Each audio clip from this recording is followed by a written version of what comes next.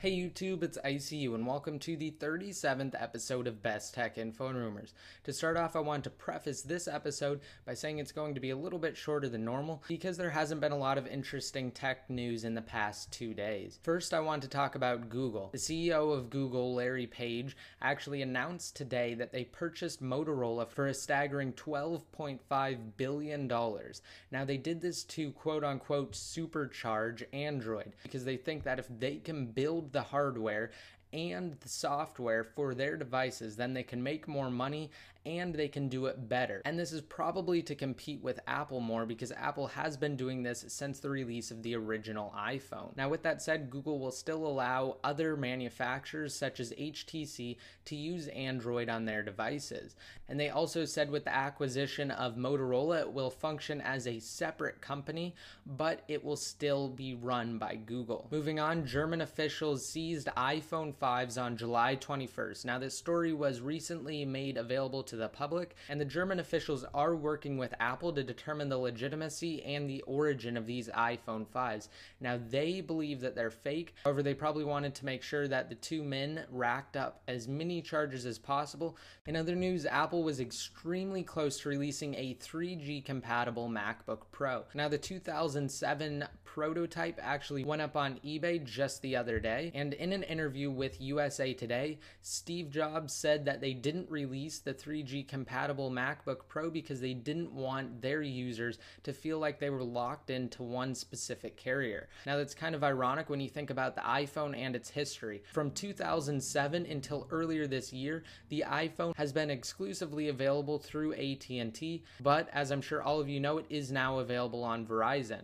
So again, he probably just said that for other reasons. They probably just couldn't get it to work right, or they probably figured that there wasn't really that big of a demand for a 3G compatible MacBook Pro. Apple has also increased iPhone production orders for the second half of 2011 from a total of 50 million units to 56 million units. Now, this includes the unreleased iPhone 5, the iPhone 4, both GSM and CDMA models, as well as the iPhone 3GS. And what's interesting is that Apple decreased the initial iPhone 5 production order from around 10 million units to about 5.5 or 6 million units, but they increased iPhone 5 production orders for the fourth quarter of 2011 from a total of 14 million units to 20 million units. And they probably did this because they realized that not as many people would buy it initially, but once all the media outlets started talking it up, then people would be more interested in it and the vast majority of people would start purchasing it then. And finally, it appears that Apple is testing the iPhone on a 4G LTE network, and in short, a plist was discovered inside of an internal testing build of iOS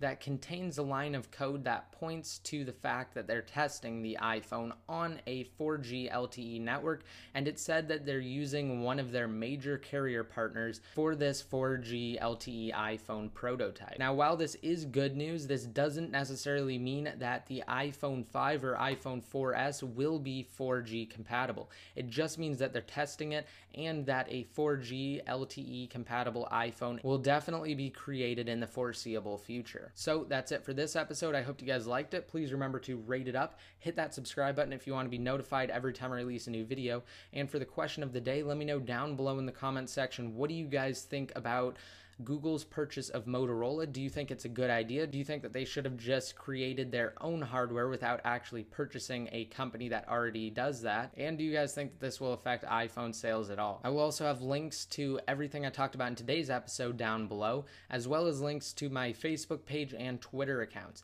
Be sure to like my Facebook page and follow my Twitter accounts to be updated more often. And until next time, this is ICU signing out.